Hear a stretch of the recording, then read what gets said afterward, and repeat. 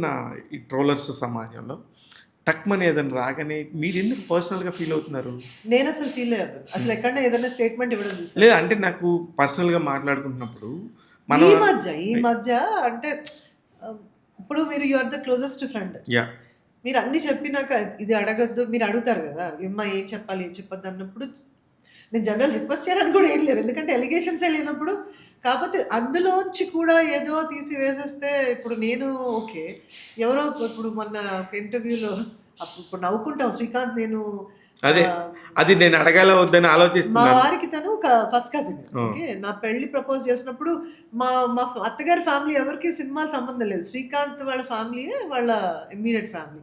So, శ్రీకాంత్‌ని reach out అయ్యారు obviously. Hmm. ఎవరు ఈ అమ్మాయి మా వాడు పెళ్లి చేసుకుంటా అంటున్నాడంటే శ్రీకాంత్, శివాజీ వీళ్ళందరూ బావ బావ అనుకుంటారు. నేను అమృతం ఏదో చేస్తున్నా శివాజీతో వర్క్ చేస్తుంటే అని ఇలాగా శ్రీకాంత్ ఉన్నాడు అప్పట్లో ఫోన్‌లు కూడా మనకి పెద్ద లేదు. మాట్లాడు అంటే మాట్లాడితే అని ఇలాగా మా కజిను యూఎస్ నుంచి ఎవరైనా అబ్బాయి వచ్చి నీకు ప్రపోజ్ చేశారా? నువ్వు పెళ్లి చేసుకుంటున్నావా? ఇలా రాండమ్ క్వెషన్. హ్మ్. అప్పటికి నన్ను ప్రపోజ్ చేయలేదు. మా ఓకే. ముందే ఇంట్లో చెప్పేశారు. హ్మ్. ఇంట్లో ఎళ్లి ఇలా అన్నారు. లేదే నాకు ఫ్రెండ్ తను అంటే ఇదేంటి గుళ్ళో పెళ్లి చేసుకున్నారంట మీ ఇద్దరు. యమ్మ అంత అవసరమే వచ్చింది నాకు జీవితంలో. నేను చెయ్యందల్లా వెనక్కి ఆహ్, ఏమంటారు ఇవన్నీ హర్ట్ చేయకూడదు. ఏమంటారు వెనక్కి పరిగెత్తకూడదు. అలాంటిది పారిపోవడం అనేది నా డిక్షనరీలో లేదు. అవసరం లేదు. అవసరం లేదు. కరెక్ట్. ఏం చెప్పారని బాగా సీరియస్ అయిపోయానన్నమాట. అయిపోయి ఇక గొడవ గొడవ చేసేసి నేను ఇండస్ట్రీలో చాలా కష్టపడి ఇక్కడికొచ్చాను. ఎదుర్కొంటున్నాను. ఇలాంటివన్నీ పెడతారా మీరు అని మా ఆయనతో 2 ఏళ్ళు మాట్లాడలేదు. ఓహ్! హ్మ్. ఏది అసలు పెళ్ళికి ముందు. ఎలా పెళ్లి చేసుకుంటాను? నేను అమెరికా ఎందుకొస్తాను? బ్లా బ్లా బ్లా అంటే ఆ ఉడుకు రక్తం గూడా ఉంటది గదా! ఏజ్. ఆ ఏజ్ అట్లాంటిది. ఆ 20స్‌లో అండ్ 2 ఇయర్స్ అసలు మాట్లాడుకోలేదు మేము. సో, మొన్న అదేదో ఇంటర్వ్యూలో నేను ఇలా శ్రీకాంత్ గారొచ్చి మా హస్బెండ్‌కి కజిన్ అండి. ఫస్ట్ తను అడిగారు, అదేంటని ఇక్కడ ఏం తక్కువయ్యారని అమెరికా అబ్బాయిని చేసుకుంటున్నా. అప్పుడు చెప్పారు మా కజిన్ అని. ఆ ఇన్సిడెంట్ చెప్పేసరికి పెళ్లి వద్దన్న శ్రీకాంత్. హ్మ్. టడా! ఊహ ఫేసు. హ్మ్. నాకు చాలా ఇష్టమైన క్లోజెస్ట్ మా ఫ్యామిలీ ఫ్రెండ్స్. అలాంటిది నాకు తెలీదు.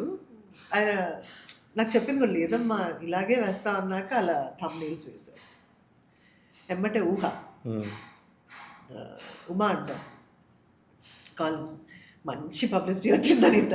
మంచి రెడ్ కార్పెట్ ఏమైందంటే నువ్వు చూడలేదా? చూడలేదనగా టక్‌మని చూడగానే ఇది. నాకు ఇంకా భయం ఎక్కడ అంటే నేను ఒకటే అనుకుంటాను శివ. తప్పో ఒప్పో we might have seen all the yeah! Good, bad, ugly and worst. అది నీ పర్సనల్ లైఫ్‌లో నీ ఫ్యామిలీకి ఎఫెక్ట్ అవ్వకూడదు. కరెక్ట్. నీ వల్ల చేతనైతే అది ఒక షీల్డ్ లాగా నీ ఫ్యామిలీకి నువ్వు ఉండాలి. నువ్వు తట్టుకోగలిగితేనే చేయాలి అది.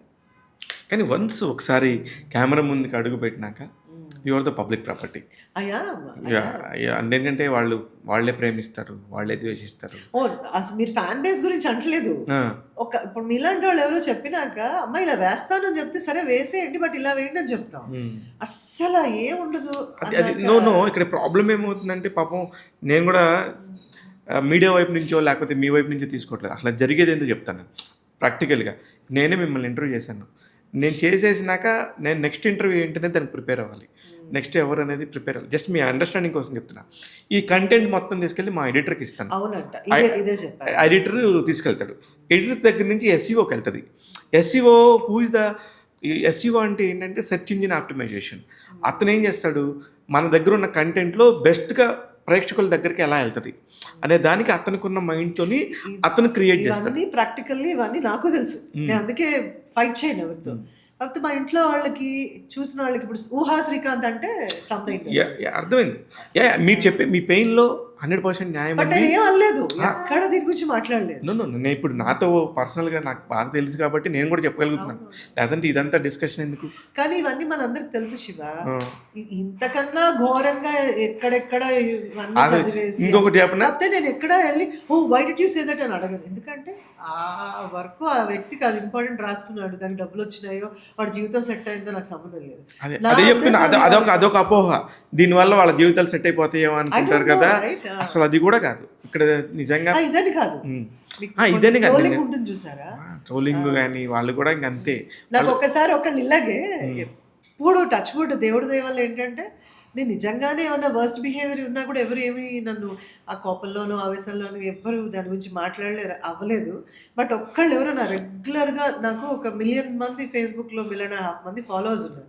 నాకు తెలియదు అసలు. ఓ అవునా అనుకుంటాను ఇప్పుడు. ఈ మధ్య చెప్తున్నాను. ఇన్‌స్టా అనేది పోయిన సంవత్సరమే లాగిన్ అయ్యా. నాకు ఇన్‌స్టాగ్రామ్ కూడా తెలీదు. కానీ ఇన్‌స్టాగ్రామ్‌లో కూడా చాలా ఫాస్ట్‌గా గ్రోత్ ఉంది. తెలీదు నాకు. అంటే మ్యాంగో మీడియా వాళ్ళు చూసేవాళ్ళు. వాళ్ళు నన్ను ఇన్‌స్టాగ్రామ్ క్రియేట్ చేశారో తెలీదు. ట్విట్టర్ చేశారో తెలీదు. వాళ్ళ చేతుల్లో పెట్టాం అయిపోయింది.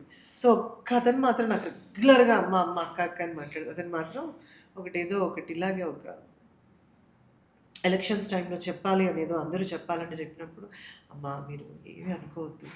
కొంచెం మీరు నెక్స్ట్ టైము మీ డిజైనర్‌తో బ్లౌజ్ కొంచెం సరిగ్గా కుట్టించుకోండి. అప్పటిదాకా నేను అంత ఆలోచించను శివ. నేను వచ్చానా, చేశానా, వెళ్ళిపోయానా. ఏమై ఉంటుందబ్బా అన్నప్పుడు ఒక్కసారి స్టెప్ బ్యాక్ చేశాక నేనన్నాను.